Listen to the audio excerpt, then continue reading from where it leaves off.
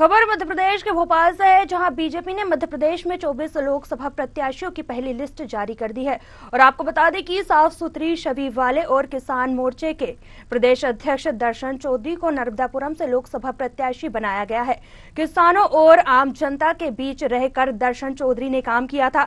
पर्दे के पीछे अपनी अहम भूमिका निभाने वाले दर्शन चौधरी अब लोकसभा चुनाव में बीजेपी के प्रत्याशी के तौर पर नजर आएंगे। इस मौके पर न्यूज ओवर से खास बातचीत के दौरान दर्शन सिंह ने क्या कुछ कहा और उन्होंने प्रधानमंत्री नरेंद्र मोदी की अगुवाई में एक बार फिर से मोदी सरकार बनने की बात कही। इस दौरान न्यूज ओवर के संवाददाता सत्यम शर्मा से उन्होंने खास बातचीत की है। आइए आपको सुनवाते हैं। प्रधानमंत्री नरेंद्र मोदी ने 4 जातियां डिसाइड की और उन 4 जातियों के आधार पर प्रत्याशी भी चयनित हुए हैं। किसान मोर्चा के अध्यक्ष हमारे साथ मौजूद है दर्शन चौधरी जी, लोकसभा प्रत्याशी हैं होशंगाबाद से।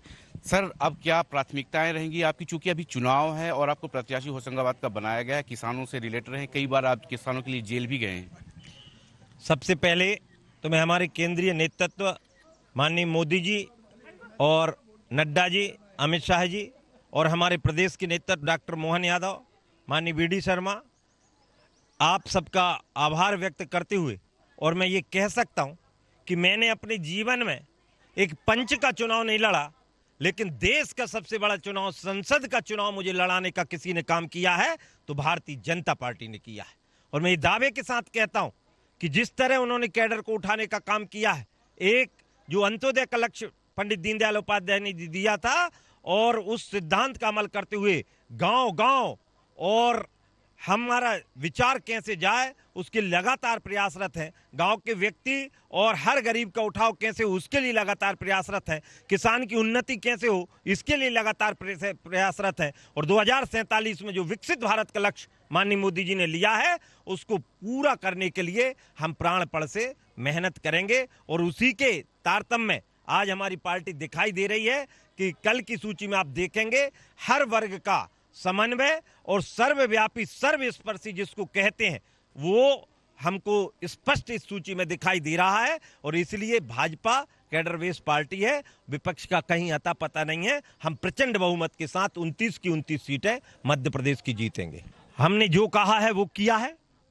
2003 के पहले के मध्य प्रदेश दिग्विजय सिंह का याद कर लो। हम में से क्योंकि यहाँ तो सब पढ़े लिखे ही हैं और एक अच्छे कैडर के बच्चे भी यहाँ पर हैं, मैं ये दावे के साथ कह रहा हूं कि उस मध्य प्रदेश में जहां 1 घंटा बिजली उपलब्ध नहीं हुआ करती थी, किसान एक फसल पैदा नहीं कर सकता था, अब 3-3 फसल पैदा कर पा रहा है तो भारतीय जनता पार्टी के कारण कर पा रहा है। एक समय इंफ्रास्ट्रक्चर रोडों का ऐसा था कि टायर कहीं गिर जाए, गाड़ी कहीं गिर जाए, रोड खस्ता हाल थे।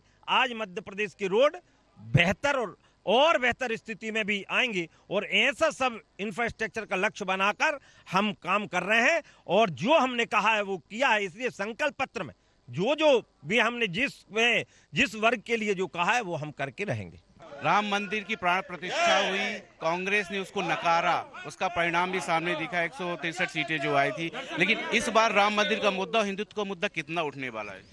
देखिए, राम हमारे रग रग में, रोम रोम में बसे हैं और ये 500 सालों का कलंक धोने का काम माननीय मोदी जी के निर्देशन में हुआ है।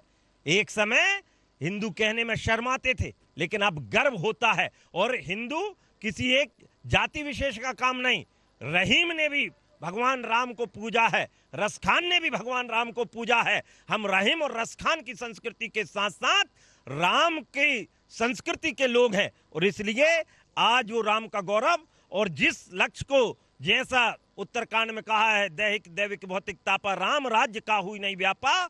और तो ये थे हमारे साथ दर्शन सिंह चौधरी, जो बीजेपी के प्रत्याशी हैं होशंगाबाद से, जिनका साफ तौर पर कहना है कि प्रधानमंत्री नरेंद्र मोदी की मंशा के अनुसार अब की बार 400 पार होगा। और जो मध्य प्रदेश की 29 सीटें, हालांकि अभी जो है 28 सीटें जो बीजेपी के पास ऑलरेडी है, एक छिंदवाड़ा की सीट कमलनाथ की बाकी है, उसमें जो नकुलनाथ सांसद बने हुए वो भी सीट जीतने का दावा दर्शन सिंह चौधरी कर रहे हैं। फिलहाल देखना ये होगा कि दर्शन सिंह चौधरी के दावे और जो बीजेपी का 400 पार का नारा है वो कितना सफल होता है। कैमरामैन मुकेश के साथ सत्यम शर्मा,